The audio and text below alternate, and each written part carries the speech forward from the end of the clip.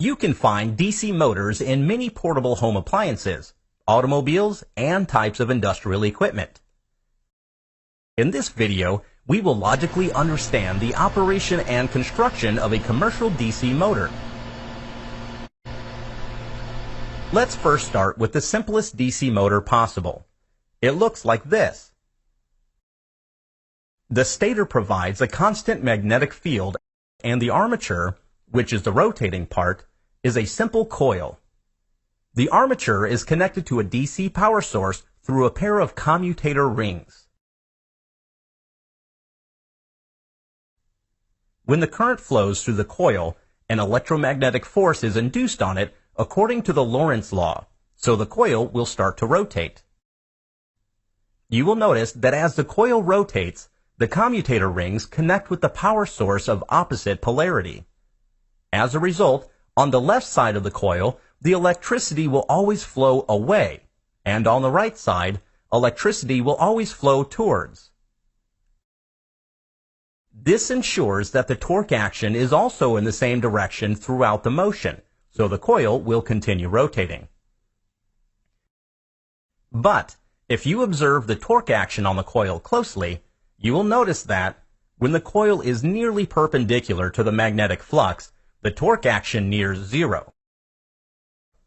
As a result, there will be irregular motion of the rotor if you run such a DC motor.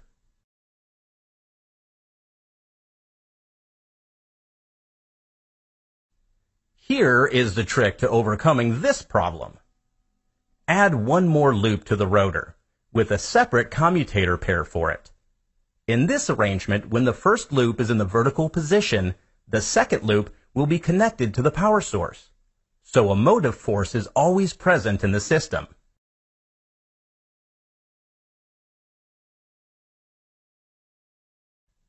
Moreover, the more such loops, the smoother will be the motor rotation.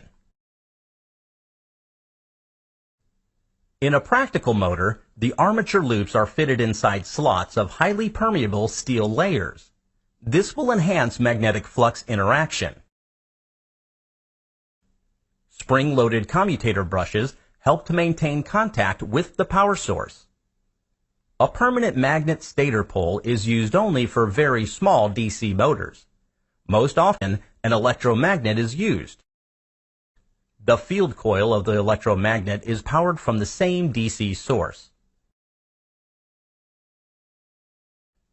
The field coils can be connected to the rotor windings in two different ways: parallel or series. The result is two different kinds of DC motor constructions: a shunt and a series motor. The series wound motor has good starting torque, but its speed drops drastically with the load. The shunt motor has a low starting torque, but it is able to run almost at a constant speed, irrespective of the load acting on the motor. Unlike the other electrical machines, DC motors exhibit a unique characteristic: the production of back EMF. A rotating loop in magnetic field will produce an EMF according to the principle of electromagnetic induction. The case of rotating armature loops is also the same. An internal EMF will be induced that opposes the applied input voltage. The back EMF reduces armature current by a large amount.